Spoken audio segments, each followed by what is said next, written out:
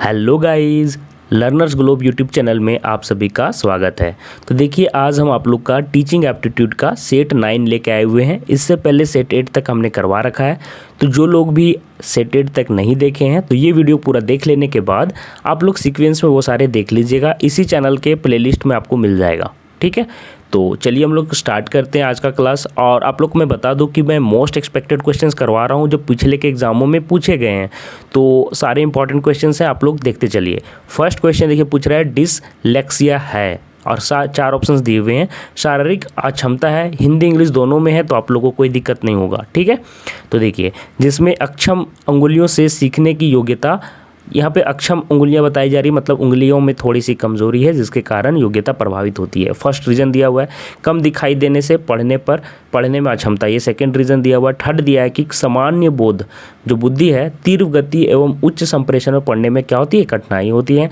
श्रवण दोष मतलब सुनने में कठिनाई के कारण भाषा आधारित अधिगम में कठिनाई, ये फोर्थ ऑप्शन दिया हुआ है।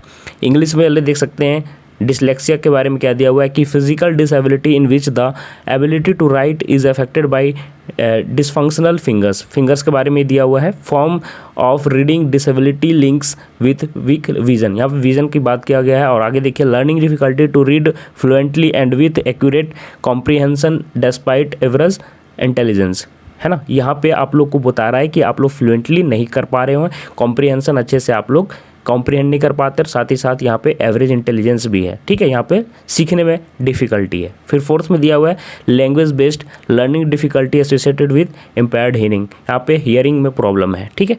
तो यहाँ पे कौन सा ऑप्शन सही हो जाएगा मैं आप लोगों को बता दूँ, थर्ड ऑप्शन यहाँ पे सही हो जाएगा, ठीक है। टीचिंग से रिलेटेड जितने भी शिक्षण अधिगम जिसको बोलते हैं, शिक्षण अधिगम, इससे रिलेटेड जो भी पढ़ाई में दिक्कतें आती हैं, जो भी आपका सीखने में जो दिक्कतें आती हैं, उनके कुछ जो कॉमन डिजीज़ हैं, चलिए आप लोग को मैं दिखा देता हूँ। वो आप लोग ज़रूर से याद रखिएगा, वो आप लोग के एग्जाम्स में आ सकते हैं। तो यहाँ से देख पा रहे होंगे कि अधिगम अक्षम बालक के क्या क्या हो सकते हैं। औसतन जो विद्यालय उपलब्धि है उससे निम्न प्रदर्शन करना, मतलब जो औसत सारे बच्चे प्रदर्शन कर रहे हैं, परफॉर्म कर रहे हैं, उससे बिलो फॉर्म परफॉर्म करना, है ना। और दिए हुए उपलब्धि और योग्यता के बीच में सार्थक अंतर का प्रदर्शन, बोलता है कि जो भी अचीवमेंट है और जो उनका मतलब की योग्यता है, जो उनका मतलब कि जो उनको करने की जो एबिलिटी है, दोनों के बीच में क्या होना, डिफरेंस होना, है ना। निष्पादन संबंधी कठिनाई से युक्त हो जाता है और सामान्य से थोड़ा ज़्यादा सोचने उत्तर करने की योग्यता अधिगम अक्षम बालक। तो ये आप लोग का सर्कल दिया हुआ है, ठीक है, साइकिल दिया हुआ है। चलिए देख लेते हैं कि कौन कौन से डिजीज़ हो सकते हैं। तो यहाँ पे आप लोग देख लीजिए, डिसलेक्सिया आप लोग को मैंने बताया था, पढ़ने में कठिनाई से ये रिलेटेड है और ये विकार है या जो भी बोल सकते हो, जो भी थोड़ा सा इनको प्रॉब्लम होता है। ये बाकी जो दूसरे होते हैं दिक्कत, जो रोग होते हैं उनसे अलग होते हैं ये डिजीज़, ठीक है।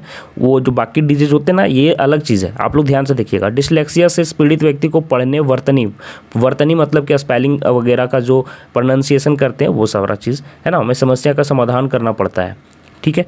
और फिर डिसकैल्कुलिया में क्या होता है कि कम अंकगणितीय क्षमता होता है, जोड़ घटाव गुना ये सभी चीज़ की क्रियाएं करने में क्या होती है, यहाँ पे दिक्कत होता है। फिर डिसग्राफिया, ग्राफ मतलब लिखना, तो क्या पे हो जाएगा, लिखने में कठिनाई। डिसग्राफिया में क्या होता है, लिखित से संबंधित समस्या आएगा और वर्तनी समझने में भी समस्या आएंगी।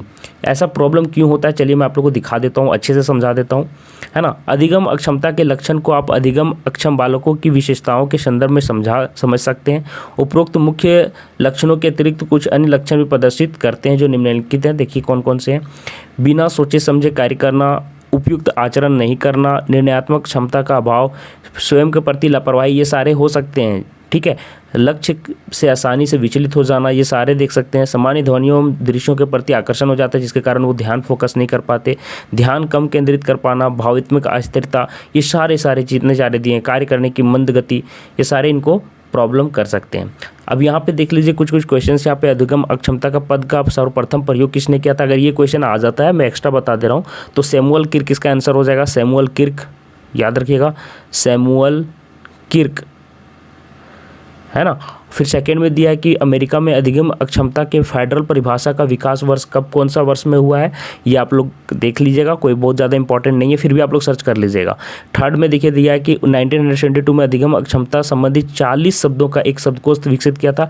किसने किया था, तो इसका आंसर हो जाएगा कुकसेल ने। किसने, कुकसैक ने, कुकसैक, ठीक है। कुक सैक। अगर नेक्स्ट क्वेश्चन देखिए दिया है कि Association for Children with Learning Disability का गठन, ये इंपॉर्टेंट क्वेश्चन है तो इसका मैं आंसर बता दे रहा हूँ। ये आपका हुआ है 1964 में इसका गठन हुआ है। ठीक है, चलिए तो यहाँ पे देख लीजिए किस किस से रिलेटेड यहाँ पे प्रॉब्लम यहाँ पे जो होता है बच्चों को देख लीजिए। डिसलेक्सिया होता है पढ़ने संबंधी विकार, डिस्ग्राफिया लेखन से संबंधित है, डिसकैलकुलिया आप लोगों का गणितीय कौशल में से संबंधित है, जोड़ घटाव में दिक्कत होता है। अभी सभी को मैं अच्छे से समझाऊंगा, पहले देख लीजिए। फिर डिसफैसिया में क्या होता है, वाक संबंधी जो बोलने में दिक्कत होता है। फिर आगे देखिए कितने सारे प्रॉब्लम्स हैं।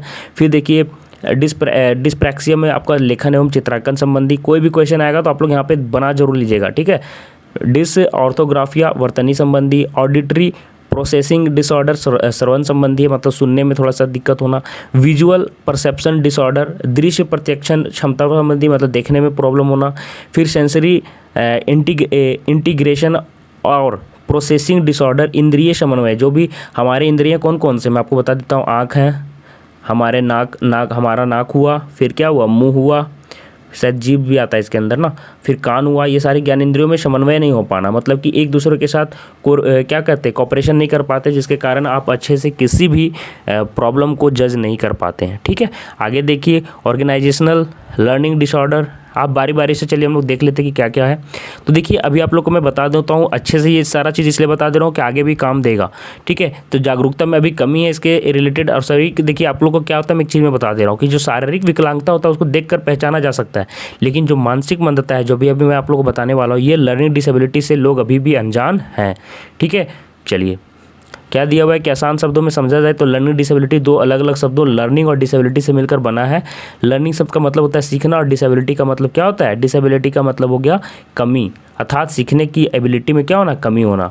ठीक है, तो चलिए देख लेते हैं कि कौन कौन सा प्रॉब्लम हो सकता है। न्यूरोलॉजिकल यानी तंत्र से जुड़ी हुई प्रॉब्लम है ये, जो संदेश भेजने, ग्रहण करने एवं प्रोसेस करने की मस्तिष्क की क्षमता व योग्यता को प्रभावित करती है। सीखने की कमी से जूझ रहे बच्चों को लिखने, बोलने, पढ़ने, संवेग समझने, गणित के सवाल करने, फार्मूला समझने, तर्क और सामान्य कॉन्सेप्ट्स आदि को समझने में समस्या आ सकती हैं। ठीक है, देख सक रहे होंगे कई बार देखा गया कि लर्निंग डिसेबिलिटी के साथ साथ बच्चों में ADHD पाया जाता है। चलिए ये तो इम्पॉर्टेंट नहीं है, चलिए हम लोग देख लेते हैं कि किस किस तरह के होते हैं। ठीक है, यहाँ पे देखिए आप लोगों को मैं बता दे रहा हूँ फिर से एक बात कि लर्निंग डिसेबिलिटी किसी भी प्रकार का सुनने देखने की प्रॉब्लम, मानसिक मंदता, ऑटिज्म, बिहेवियरल समस्या नहीं है। याद रखिएगा, मैंने आपको पहले बताया, बल्कि सीखने की समस्या कई कारणों से होती है, जैसे कि आनुवांशिकी, पर्यावरणीय और जैविक। ठीक है, जेनेटिक्स, एनवायरमेंटल और बायोलॉजिकल, ये सारे प्रॉब्लम्स हैं। यहाँ पे शारीरिक अक्षमता नहीं है, मतलब फिजिकली वो हैंडीकैप, मतलब कि जो बोलते हैं ना फिजिकली किसी तरह से डिसेबल नहीं है, लेकिन ये आपका ये सारे प्रॉब्लम्स के कारण, जेनेटिक्स के कारण, एनवायरमेंटल के कारण, बायोलॉजिकल के कारण सीखने में प्रॉब्लम होता है। तो देखिए कौन कौन से प्रमुख प्रकार हैं, यहाँ से बहुत इंपॉर्टेंट है, ध्यान से आप लोग देख लीजिएगा। डिसलेक्सिया, मैंने बताया डिसलेक्सिया आपको बता दिया था, पढ़ने से जुड़ी समस्या है, शब्दों को रुक कर पढ़ते हैं, आवाज़ में अंतर नहीं कर पाते हैं बच्चे, शब्दों का हेर फेर या तोड़ना, शब्दों को पहचानने पढ़ने में दिक्कत होता है, स्पेलिंग में दिक्कत आता है। डिसकैलकुलिया मैंने आपको बताया था गणित में जोड़ घटाव से जुड़ा हुआ है, तो देखिए अंकों का हेर फेर गणित से जुड़ी समस्या है। अंकों का हेर फेर, अंकों प्रतीकों को पहचानने, गणितीय कॉन्सेप्ट, संकेतों को जोड़ने घटाने में गलती, दाएं बाएं में फॉर्मूला आदि को याद करने में समस्या, ये सारी चीज़ प्रॉब्लम होता है। मतलब समझिए ना, ये जोड़ घटाव जितने भी मैथमेटिक्स के इक्वेशंस हैं, समीकरण है, सारे में प्रॉब्लम होगा। और डिसलेक्सिया में मैंने आपको बता दिया ये आप लोग का वर्तनी संबंधी है, मतलब कि कॉम्प्रिहेंशन वगैरह पढ़ने में प्रॉब्लम होगा, सारे स्पेलिंग्स को जो है ना और आवाज़ में अंतर नहीं कर पाते हैं बच्चे। चलिए नेक्स्ट देखिए डिसग्राफिया। डिसग्राफिया आपको मैंने अभी बता दिया कि लिखने से जुड़ी समस्या है, अक्षरों को टेढ़े मेढ़े बनाना। कुछ बच्चे देखिएगा ना बड़े हो जाते हैं लेकिन राइटिंग बड़ा बेकार होता है। राम ऐसे लिखना है, या फिर अगर आपको किशन लिखना है तो किशन ऐसे नहीं लिख पाते हैं, उनका राइटिंग क्या होता है, ऐसे हो जाता है, ऐसे हो जाता है। तो ये सारा चीज़ जो होता है डिसग्राफिया से रिलेटेड होता है। और वर्तनी अशुद्धि होता है, पेन को अजीब ढंग से पकड़ते हैं वो बच्चे, पकड़ने में दिक्कत, लिखते वक्त हाथ में दर्द की शिकायत करना, और लिखने वक्त ज़रूरत से ज़्यादा झुककर लिखना। कुछ बच्चे ना बहुत ज़्यादा झुककर लिखते हैं, जो कि सही वे नहीं है लिखने का, याद रखिएगा। फिर देखिए डिस्प्रैक्सिया, बच्चों को फाइन और ग्रॉस मोटर स्किल में समस्या होती है, जैसे पेंसिल, कैंची, बॉल आदि को पकड़ने में जो प्रॉब्लम होती है, चित्र बनाना, बटन बंद करना, ये सारे जो प्रॉब्लम होता है, आँख और हाथों का कोऑर्डिनेशन अच्छे से नहीं हो पाता है। ठीक है, तो ये आपका क्या होगा, डिस्प्रैक्सिया, याद रखिएगा। ठीक है। ऑडिटरी प्रोसेसिंग डिसऑर्डर में क्या होता है कि आवाज़ को सुनने व अंतर करने में दिक्कत आती है, गद्य व भाषा आदि में दिक्कत। इसमें से इंपॉर्टेंट मैं बता दे रहा हूँ, डिस्प्रैक्सिया है, डिस्ग्राफिया अगर आप लोग पूछना चाहोगे तो, और डिसलेक्सिया, डिसकैलकुलिया, ये सारे इंपॉर्टेंट हैं। ठीक है, जो भी डिस आगे लगा हुआ है ये ज़्यादा इंपॉर्टेंट है। आगे फिर भी बता दिया हूँ। विजुअल प्रोसेसिंग डिसऑर्डर मैंने बता दिया, देख लीजिए। चित्र, प्रतीकों, मानचित्रों आदि को समझने में समस्या होता है। ठीक है, ऐसे बच्चे क्या होते हैं ना, स्लो लर्नर होते हैं अथवा मानसिक मंदता समझ लिया जाता है, या तीनों में से, देखिए ध्यान से सुनिएगा, पर यह इन तीनों से ही अलग समस्या है। याद रखिएगा कि ये स्लो लर्नर नहीं है और आमतौर से पिछड़े वर्ग के बच्चे, पिछड़े बालक भी नहीं है और मानसिक मंदता भी नहीं है। होता क्या है ना कि इनकी परिभाषा इस अंतर को समझने में मदद करती। इन बालकों का IQ औसत या औसत से अधिक भी होता है, जबकि उपरोक्त में औसत से कम होता है, जबकि ऊपर से देखने से क्या लग रहा है, कम भी होता है। इस डिसेबिलिटी की वजह से बच्चों को आलसी, नालायक, बुद्धू, बेवकूफ़ आदि कहकर बुलाया जाता है ना, जिसका उनकी मानसिकता पर गहरा नकारात्मक प्रभाव पड़ता है। आप लोगों को मैं बता दूं कि ऐसे प्रॉब्लम सिर्फ सीखने में होता है। आप देख सक रहे होंगे कि ऐसे बच्चे या तो स्कूल में मतलब कि शिक्षा छोड़ने पर मजबूर हो जाते हैं, या वह सिर्फ मतलब कि इतना उनको अजीब तरह से बिहेवियर किया जाता है कि वो छोड़ने पर मजबूर हो जाते हैं। भारत में अभिषेक बच्चन आप लोग को बता दूं और बोमन ईरानी जो कलाकार हैं वो भी इस डिसेबिलिटी से पीड़ित है, परंतु उन्होंने अपने भीतर की क्रिएटिविटी को उभार कर समाज में नई पहचान बनाई है। तो एक बार फिर से मैं बता दे रहा हूँ कि ये फिजिकल आप लोग किसी को नहीं समझ सकते हैं। ऐसा नहीं है कि वो मेंटली कमज़ोर होते हैं, वो फोकस अच्छे से नहीं कर पाते हैं, उनका कोऑर्डिनेशन अच्छा से नहीं हो पाता है, वो थोड़े अलग तरीके से सिखाए जाते हैं। वो आप लोग को बीएड में पढ़ना होगा कि कैसे इनको अच्छे तरीके से हम लोग सिखाकर इनके जो अंदर की जो क्रिएटिविटी है, जो इनके जो भी हम लोग हैं वो अलग मानदंड को कैसे पूरा कर सकते हैं। ठीक है, तो चलिए नेक्स्ट क्वेश्चन की तरफ हम लोग बढ़ते हैं। आप लोग जितने भी स्टूडेंट्स जो भी वीडियोस देख रहे हैं, आप लोग प्लीज़ जाके इंस्टाग्राम आईडी से ज़रूर ज्वाइन कर लें, इंस्टाग्राम को फॉलो कर लें, है ना। इंस्टाग्राम का आईडी मैं बताने जा रहा हूँ, और साथ ही साथ टेलीग्राम में भी ज़रूर जुड़ जाएं, ताकि जो भी अपडेट रहेगा ना इस चैनल पर वो आप लोग को मिलता रहेगा। ताकि आप लोग बीच बीच में बोलते सर अपडेट मुझे नहीं मिल पाता है, तो टेलीग्राम को आप लोग जो ज्वाइन कर लेना। चैनल तो सब्सक्राइब करना ही यूट्यूब वाला, लेकिन टेलीग्राम में जाके चैनल ज्वाइन कर लीजिए। कैसे जुड़ना भी मैं बता दूंगा इंस्टाग्राम का। ठीक है, तो चलिए बता देता हूँ आप लोग को। तो देखिए, सभी अपडेट और यूट्यूब जानकारी के लिए आपको यूट्यूब चैनल लर्नर्स ग्लोब को तो सब्सक्राइब कर लेना है। इसके अलावा देखिए, यूट्यूब चैनल आप लोगों को पता है लर्नर्स ग्लोब है। इंस्टाग्राम आईडी आप लोग लर्नर्स ग्लोब जो दिख रहा है ना, लर्नर्स ग्लोब LEARNERSGLOBE सभी एक साथ है, इसको जरूर आप लोग फॉलो कर लेना। वहाँ पे सारा अपडेट मिलते रहता है। और नवाबा, ये दोनों हमारा इंस्टाग्राम आईडी है, आप लोग जरूर से फॉलो कर लेना। और टेलीग्राम आईडी देख लीजिए लर्नर्स ग्लोब, टेलीग्राम में भी जरूर से ज़रूर आप लोग ज्वाइन कर लीजिए चैनल, और आप लोग के लिए बहुत बेनिफिशियल रहेगा, है ना। कोई भी अपडेट रहेगा तो यहाँ पर दिया जाएगा। तो ये आप लोग को आज जुड़ जाना है, जब भी देख रहे हो वीडियो आप लोग ज्वाइन जरूर कर लें। नेक्स्ट क्वेश्चन देखिए, पूछ रहा है ना कि if you find a student wearing some odd dress in your class you will. बोलता है कि एक बच्चा थोड़ा अलग तरह का कपड़ा पहना है, गंदा कपड़ा पहना है। देख लीजिए, यदि अपनी कक्षा में किसी विद्यार्थी को ख़राब कपड़े पहने पाए जाते हैं तो आप क्या करेंगे। ठीक है, तो शिक्षार्थी को मतलब बच्चे को कक्षा में उपस्थित नहीं रहने बोलेंगे, उसका मजाक बनाएंगे, उसके और ध्यान नहीं देंगे। तो ये तीनों ऑप्शंस तो देख के ही गलत लग रहे हैं, है ना। तो क्या हो जाएगा, उसको कक्षा में ऐसे कपड़े नहीं पहनने के लिए क्या करेंगे, परामर्श देंगे। समझ में आ गया होगा। Ask the student not to attend the class, ऐसा नहीं बोल सकते यार कि क्लास ही अटेंड नहीं करो। मेक जोक ऑफ हिम, टीचरों के जोक तो नहीं कर सकते और बच्चे के ऊपर तो नहीं कर सकते। नॉट पे एनी अटेंशन, अटेंशन नहीं देना, ये भी गलत है। Counsel him not to wear such clothes in the class, ये आपका सही आंसर हो जाएगा। चलिए नेक्स्ट क्वेश्चन की तरफ हम लोग बढ़ेंगे। बोलता है कि some students are backward in studies, what will be your attitude towards them. बोलता है कुछ बच्चे हार्श हम लोग करेंगे, सिंपैथिक या फिर लिबरल या फिर लवेबल, किस तरह का हम लोग एटीट्यूड रहेगा। देखिए, कुछ शिक्षार्थी अध्ययन में पिछड़े हैं, उनकी और आपका रवैया कैसा रहेगा, कठोर, सहानुभूतिपूर्ण, उदारतापूर्ण, प्रेमपूर्ण। तो ये देखिए, यहाँ पे मैं आप लोगों को बता दूँ कि यहाँ पे हार्श नहीं कर सकते और लवेबल मतलब कि प्रेम पूर्वक भी उनसे नहीं कर सकते, है ना। तो यहाँ पे हम उनके साथ कैसा कर सकते हैं, बिहेवियर कैसा दिखाना होगा, याद रखिएगा, हम उनके साथ सिंपैथिक, है ना, ताकि उनको अंदर से लगे कि कोई हमारे साथ है। ठीक है, तो ऐसा हम लोग को बिहेवियर दिखाना पड़ेगा, क्योंकि उनको हमेशा क्या होगा, ऐसा फील होगा कि मैं कमतर हूँ बाकी से मैं कमज़ोर हूँ। तो ऐसा हम लोग को उनको फील नहीं करवाना है। तो क्या हो जाएगा, सहानुभूतिपूर्ण। ठीक है, चलिए नेक्स्ट क्वेश्चन देखिए, पूछ रहा है खेल थेरेपी बालकों के अध्ययन में अपनाई जाती है, क्योंकि देखिए पूछ रहा है play therapy is adopted in the study of children in order to, options दिया है make the educational process joyful, to understand the inner motives and complexes of children, make education more activity centred, highlight the importance of play activities in education. तो options देख सकते हैं कि शैक्षिक प्रक्रिया मनोरंजन बनाने हेतु, बालक की आंतरिक रुझान एवं अंतर्द्वंद समझने हेतु, शिक्षा को अधिक गतिविधि आधारित बनाने के लिए, शिक्षा में खेल गतिविधियों के महत्व को उजागर करने हेतु। तो 72 नंबर क्वेश्चन देखिए यहाँ पे जो पूछा गया इसका आंसर हो जाएगा बी, बालक के आंतरिक रुझान एवं अंतर्द्वंद को समझने हेतु। तो जो खेल थेरेपी है ना, बालकों के अध्ययन में अपनाई जाती है क्योंकि उनके आंतरिक रुझान और अंतर्द्वंद को समझने में क्या होता है, आसानी होता है। ठीक है, याद रखिएगा to understand the inner motives and complexes of the children. इससे ज़्यादा अच्छे से हम लोग उनके अंदर की बातों को देख सकते हैं, आंतरिक रुझान को जान सकते हैं। ठीक है, इसमें से देखिए मनोरंजन काट लीजिएगा, शिक्षा को अधिक गतिविधि आधारित बनाने के लिए, तो ये सारी चीज़ आप लोग को एलिमिनेट करना होगा और ऐसे क्वेश्चन का प्रैक्टिस करना होगा, बालक की आंतरिक रुझान एवं अंतर्द्वंद समझने हेतु। चलिए नेक्स्ट क्वेश्चन की तरफ हम लोग बढ़ते हैं। नेक्स्ट क्वेश्चन देखिए पूछ रहा है आपको ना कि the best remedy of the students problems related with learning is, बोलता है कि बेस्ट रेमेडी क्या होगा स्टूडेंट्स का प्रॉब्लम अगर लर्निंग में है, तो कोई भी चीज़ सीखने में प्रॉब्लम हो रहा है, क्या क्या ऑप्शंस दिए हुए हैं।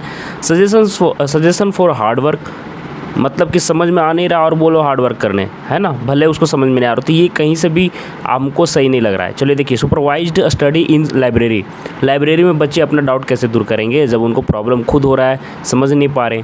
तो आगे देखिए जो भी मिसकंसेप्शन है वो वहाँ पे जाके उनका ठीक नहीं होने वाला है।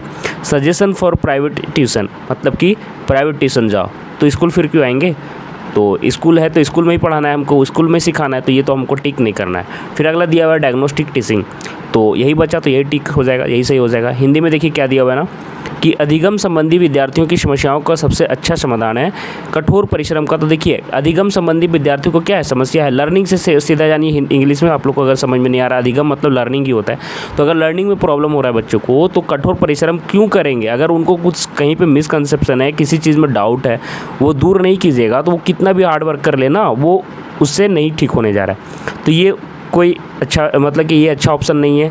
आगे देखिए पुस्तकालय में निर्देशित अध्ययन, मतलब पुस्तकालय में जाके पढ़ेंगे फिर भी अपना कहाँ से, मतलब जो भी दिक्कत है वो कहाँ से दूर होगा।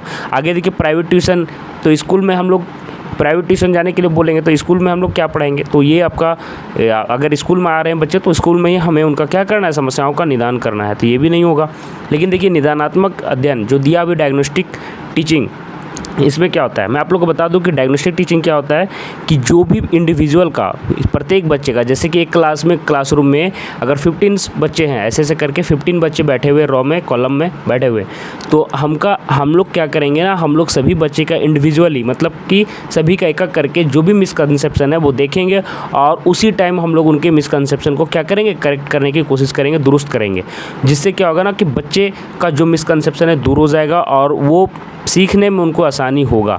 तो ये इंडिविजुअली हम लोग करते हैं। तो याद रखिएगा कि ये मेथड जो है इसमें क्या करते हैं कि सभी बच्चों के एबिलिटीज़ को हम लोग पकड़ते हैं और उनके जो सभी इंडिविजुअली जो भी बच्चे हैं सभी की एबिलिटी पकड़ते हैं और इंडिविजुअली जो भी उनके मिसकंसेप्शन है उनको हम लोग वहीं पे करेक्ट करते हैं निदानात्मक में। ठीक है, तो यही आप लोग का यहाँ पे सबसे बेस्ट सॉल्यूशन हो जाएगा, आंसर हो जाएगा। चलिए नेक्स्ट क्वेश्चन की तरफ हम लोग बढ़ते हैं। नेक्स्ट क्वेश्चन देखिए पूछ रहा है कि भारत जैसे लोकतांत्रिक देश में विद्यालयों को ध्यान देना चाहिए व्यक्तिगत जीवन में कठिनाइयों का सामना करने के लिए, है ना, एक अच्छे नागरिक के गुण विकसित करने में, आगे देखिए शैक्षिक गुणवत्ता तैयार करने में, देश द्वारा पोषित विभिन्न मूल्य विकास में। पूछ रहा है ना कि देखिए development of trades to face the hurdles of daily life, development of trades of a good citizenship, preparation for academics excellence, inculcation of values cherished by country. तो यहाँ पे देखिए जो सबसे सही हो जाएगा ना कि एक डेमोक्रेटिक लाइक इंडिया स्कूल को किस में कंसंट्रेट करना चाहिए, ध्यान देना चाहिए, development of trades of good citizenship.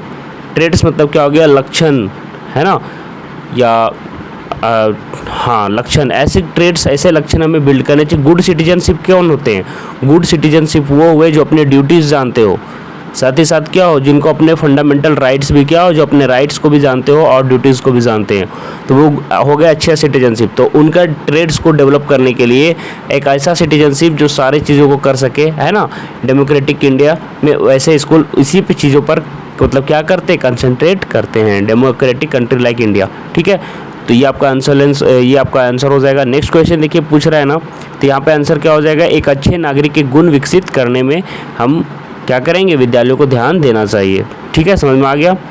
चलिए नेक्स्ट क्वेश्चन देखिए क्या पूछ रहा है, और इसमें अगर हिंदी में बोलना चाहेंगे तो कर्तव्य, राइट्स और ड्यूटीज़, ये आपका हो जाएगा कर्तव्य और क्या करना, ड्यूटीज़ वो। चलिए नेक्स्ट देखिए, it can safely be assumed that a student understands a principle when he or she can.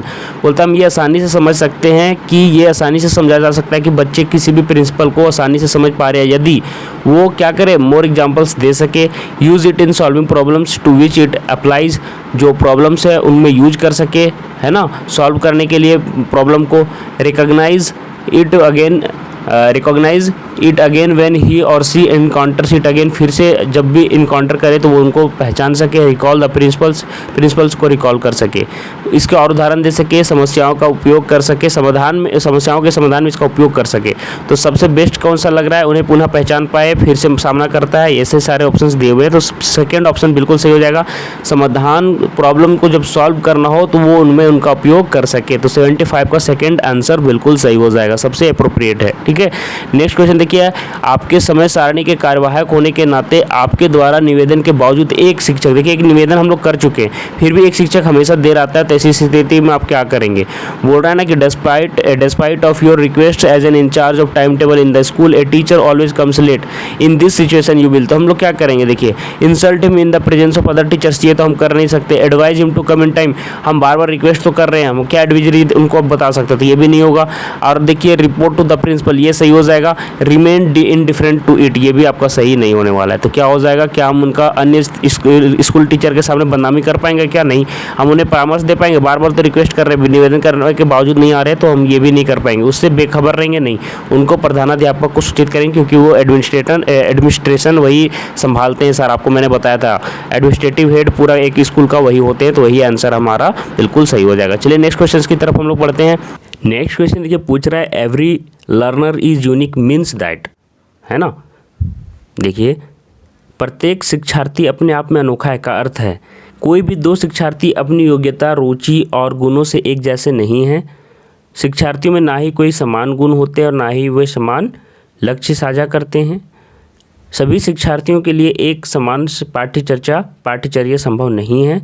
एक भिन्नता वाली कक्षा में शिक्षार्थियों की प्रतिभाओं का विकास असंभव है ना। देखिए क्या क्या दिया था कि no two learners are alike in their abilities, interests and talents. आगे दिया हुआ है learners do not have any common qualities nor do they share same common goals. A common curriculum for all learners is not possible. तो ये सारी चीज़ों को आप लोग को मतलब कि एलिमिनेट करना है। It is impossible to develop the potentials of learners in a heterogeneous class. तो ये सारे दो ऑप्शंस जो नीचे के हैं वो गलत हो जाएंगे, है ना। समान पाठ्यचर्या तो हम लोग कर सकते हैं और भिन्नता वाली कक्षा शिक्षाओं की प्रतिभाओं का विकास असंभव है, ऐसा नहीं है। तो यहाँ पे हम लोग का अनोखा है, तो ये याद रखिएगा कि कोई भी दो विद्यार्थी जो होते हैं, जो भी स्टूडेंट्स होते हैं, उनकी योग्यता, रुचि और गुण एक जैसे नहीं होते। इसी का मतलब होता है अनोखा होना। ठीक है, फर्स्ट और सेकेंड में थोड़ा थोड़ा आप लोग कंफ्यूज कर सकते हैं, लेकिन याद रखिए कि अनोखा पूछ रहा है मतलब यूनिकनेस कब आएगा, जब एकदम दोनों में डिफरेंसेस होंगी। तो याद रखिएगा कि दो बच्चों के अपने आउन जो इंडिविजुअल्स है ना, समझ में आ रहा होगा, इंडिविजुअल्स उनके व्यक्तिगत जिसको बोलेंगे, सभी के इंटरेस्ट अलग होते हैं, सभी के इंटरेस्ट अलग होंगे। साथ ही साथ क्या होगा, लर्निंग नीड्स भी अलग होगा, लर्निंग का तरीका भी अलग होगा, है ना। किसी को कुछ तरीके से समझाना होगा, किसी को दूसरे तरीके से समझाना होगा। तो लर्निंग नीड्स एंड स्टाइल्स क्या होंगे, हमेशा डिफरेंट होगा डिफरेंट बच्चों के लिए। याद है, समझ में आया। तो ये क्या हो जाएगा हम लोग का, कोई भी दो शिक्षार्थी अपनी योग्यता, रुचि और गुणों में एक जैसे नहीं होते, इसलिए प्रत्येक शिक्षार्थी अपने आप में क्या है, अनोखा है। ठीक है, सभी बच्चों का अपना एप्टीट्यूड होता है, अपना डेवलपमेंटल स्टेज होता है, सभी का अपना अपना स्टेज होता है ना, एक्सपीरियंस भी अलग अलग होता है। तो आप लोग देख पा रहे होंगे सभी एक दूसरे से क्या हो जाते हैं, अलग हो जाते हैं। तो इस प्रकार से क्या हम बोल सकते हैं, कोई भी शिक्षार्थी अपनी योग्यता, रुचि और गुणों जैसे एक जैसे नहीं होते। चलिए नेक्स्ट क्वेश्चन देखिए, अंतर सेवा शिक्षक प्रशिक्षण को और प्रभावी बनाया जा सकता है किसके द्वारा, है ना। पूछ रहा है कि the in service teacher training can be made more effective by 4 options हैं using training package which is well prepared in advance, making it residential program, using cooperation approach, practicing training follow up procedures। तो ये देखिए, ये सारे questions तो आप लोगों को नहीं देना चाहिए थे बीएड वाले में कि अंतर सेवा शिक्षक प्रशिक्षण को और प्रभावी बनाया जा सकता है। तो ऐसे क्वेश्चंस बहुत मुश्किल से आ सकते हैं, ऐसे क्वेश्चंस नहीं आएंगे क्योंकि ये सारे ज़्यादा डिफिकल्ट हो जाते हैं। बाकी के क्वेश्चंस ठीक है। तो अंतर सेवा शिक्षक प्रशिक्षण को और प्रभावी बनाया जा सकता है, ये आप लोग को आगे के क्लासेस में पढ़ना ही है। तो ये हो जाएगा आपका, ये देखिए थर्ड और फोर्थ ऑप्शन में कोई हो सकता है। तो यहाँ पे प्रशिक्षण के अनुवर्तन क्रियाकलाप करके ये आंसर ज़्यादा सटीक होगा। ठीक है, ऐसे कहीं कहीं आंसर थर्ड भी दिया हुआ है। चलिए नेक्स्ट क्वेश्चन की तरफ हम लोग बढ़ते हैं। अब देखिए 79 नंबर क्वेश्चन नंबर पूछ रहा है NCT the BEd curriculum framework 2014 की बात कर रहा है। Which of the following is emphasised in education, किस पे एम्फसाइज किया गया था, किस पर जोर दिया गया था।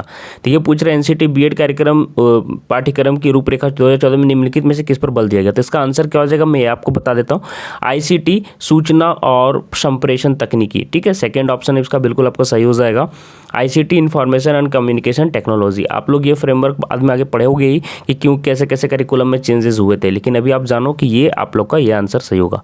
अगला क्वेश्चन देखिए पूछ रहा है ना कि how many senses a person uses while watching a movie. जब आप फिल्म देखते हो तो देखते समय आप कितनी ज्ञानेंद्रियों मतलब अपनी कितनी इंद्रियों का प्रयोग करते हो। तो इंद्रियां आप लोग को पता होगा कि 5 मुख्यतः मानी गई हैं, आईज है ना, उसके बाद क्या होता है ईयर्स, टंग, रुकिएगा, टंग, फिर आपका क्या हो गया, इसके अलावा आपका स्किन हो गया और नोज़ हो गया। ये आपके क्या है मतलब इंद्रियां हैं। तो क्या क्या यूज़ करेंगे हम लोग जब मूवी देखेंगे, तो आइज़ का ही और ईयर्स का सुनेंगे और मूवी को देखेंगे। टंग का तो यूज़ है नहीं, जीभ का कोई यूज़ नहीं है। ठीक है, क्योंकि टेस्ट हम लोग को लेना नहीं है, तो टेस्ट यहाँ पे हम लोग नहीं ले रहे, तो टंग का यूज नहीं है। स्किन किसी भी तरह का हम लोग क्या कर रहे हैं, टच को क्या कर रहे हैं, टच को हम लोग होता है ना कि अपने में फील करना, टच को फील नहीं कर रहे, अनुभव नहीं कर रहे, तो नहीं होगा। नोज भी नहीं है क्योंकि हम लोग यहाँ पे स्मेलिंग का काम नहीं कर रहे हैं। तो कितने हो जाएंगे 2।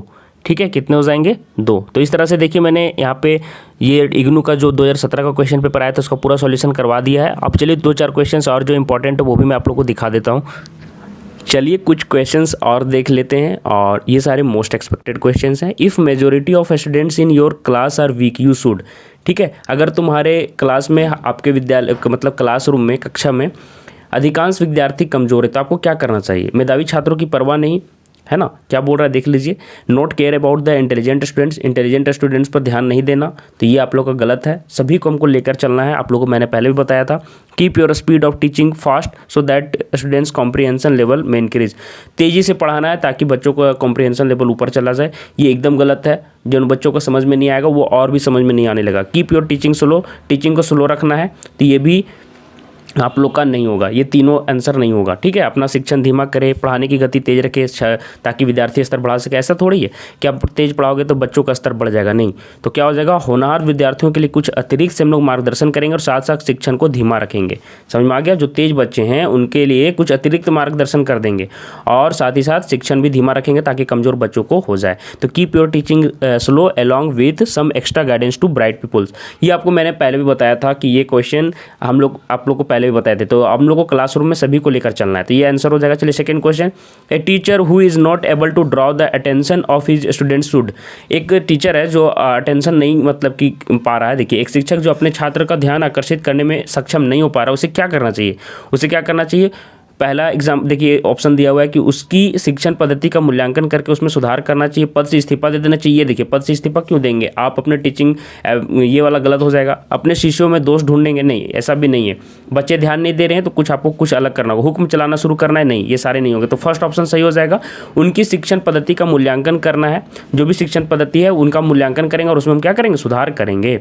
Evaluate his teaching method and improve it, तो है ना, तो वो अपना क्या करेगा, टीचिंग मेथड में क्या करेगा, इवेलुएट करेगा कि कैसा हमारा है, उसके बाद उसमें इंप्रूव करेगा। रिजाइन नहीं करना है और फॉल्ट नहीं पाना है बच्चों में, और स्टार्ट डिक्टेटिंग, ये सारे गलत ऑप्शंस हो जाएंगे। चलिए नेक्स्ट क्वेश्चन की तरफ हम लोग चलते हैं। देखिए यहाँ पे कुछ दिया हुआ है, arrange the following teaching process in order. अभी मैंने सूक्ष्म शिक्षण आप लोगों को बताया था, माइक्रो टीचिंग, उसमें मैंने बहुत अच्छे से आप लोगों को समझा दिया था। तो यहाँ पे पूछ रहा है कि सीक्वेंस कौन सा सही होगा, देख लीजिए। निम्नलिखित शिक्षण प्रक्रिया में कर्म व्यवस्थित करना, पिछले ज्ञान के साथ वर्तमान ज्ञान से संबंधित मूल्यांकन, रीटीचिंग तैयार करने की उद्देश्य और सामग्री की प्रस्तुति। तो यहाँ पे हम लोग को क्या करना है, तो इसका आंसर मैं आप लोग को बता दे रहा हूँ, डी ऑप्शन इसका बिल्कुल करेक्ट हो जाएगा।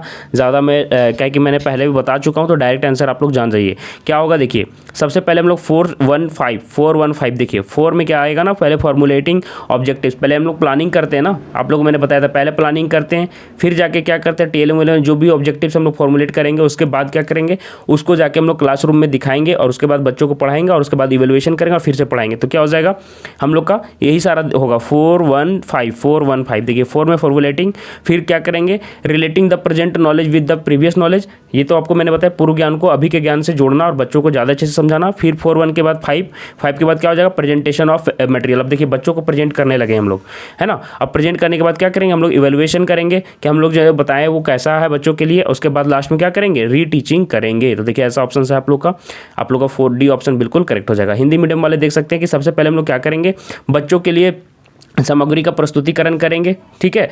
पहले हम लोग को तैयार करना पड़ेगा ना, 4 ऑप्शन देखिए, सॉरी ये होगा पहले ना, तैयार करने का उद्देश्य, पहले प्लानिंग करेंगे, फिर प्लानिंग करने के बाद क्या करेंगे, पिछली जो ज्ञान के साथ वर्तमान का हम लोग संबंधित आप लोग जो है ड्रॉ लाइन खींचेंगे, उसके बाद क्या करेंगे, सामग्री का प्रस्तुतिकरण करेंगे, उसके बाद बच्चों के मूल्यांकन करेंगे कि हमारा जो पढ़ाने का तरीका था वो कैसा था, हम अपना मूल्यांकन करेंगे, फीडबैक लेंगे बच्चों से, और बाद में फिर से रीटीचिंग करेंगे, उसमें इंप्रूवमेंट ला के। ये मैंने आप लोग को बताया था बहुत ही डिटेल से, इसलिए मैं बताया था, तो पहले के क्वेश्चन कुछ मैं इसलिए डिटेल में करवा देता हूँ ताकि आगे के क्वेश्चन अगर वैसे मिले तो मुझे टाइम नहीं लगता है बताने में। अब मैंने ये करवा चुका था आप लोग को और टाइम भी बता दिया था। चलिए, विच of the following is the most important single factor in underlying the success of beginning a teacher. चलिए देखिए क्या दिया है कि निम्नलिखित में से कौन सा एक शिक्षक बनने की सफलता के लिए सबसे महत्वपूर्ण एकल कारक है। सबसे महत्वपूर्ण क्या हो जाएगा, छात्रवृत्ति नहीं होगा, संचारी क्षमता नहीं होगा, और यहाँ पे ये देखिए व्यक्तित्व और इसकी कक्षा विद्यार्थियों से संबंधित होने की क्षमता, कितना अच्छा से वो अपना रिलेशन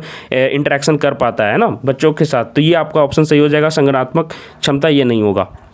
स्कॉलरशिप गलत होगा, कम्युनिकेटिव एबिलिटी नहीं, personality and its ability to relate the class and to the pupils. मैंने आपको पहले भी बताया था कि पर्सनैलिटी आप लोग का बहुत ही इंपॉर्टेंट रहता है और साथ ही बच्चों के साथ आप कैसा रिलेट कर पाते हैं। ऑर्गेनाइजेशनल एबिलिटी भी आपका नहीं होगा। चलिए नेक्स्ट क्वेश्चन की तरफ हम लोग चलते हैं। देखिए 5th नंबर क्वेश्चन में क्या पूछ रहे हैं ना, the field of education is permeated by conflicts and misconception because. पूछ रहा है कि शिक्षा का क्षेत्र संघर्षों और भ्रांतियों से व्याप्त है क्योंकि। ऑप्शंस देखिए दिया हुआ है, शिक्षा में समस्याएं व्याख्या की व्यक्तिपरकता की मांग करती है, शिक्षण में आने वाली समस्याएं कठोर वैज्ञानिक जांच के अधीन नहीं है। ये अच्छा क्वेश्चन है, थोड़ा ध्यान से देखिएगा, ऐसे क्वेश्चन अगर आते हैं तो कैसे करना है। अच्छी शिक्षण विधियां और प्रक्रियाएं नहीं है, शिक्षक कठोर वैज्ञानिक जांच करने के योग्य नहीं है। ठीक है, तो देखिए क्या क्या ऑप्शंस दिए हुए हैं। Problems in education call for subjectivity of interpretation, और देखिए problems encountered in teaching are not amenable to rigorous scientific investigation. C option में दिया है there are not good teaching methods for procedures. आगे देखिए दिया हुआ है teachers are not worthy for doing rigorous scientific investigation. तो देखिए यहाँ पे क्या मैं बोलना चाह रहा था कि पूछ रहा है कि शिक्षा का क्षेत्र संघर्षों और भ्रांतियों से व्याप्त है क्योंकि।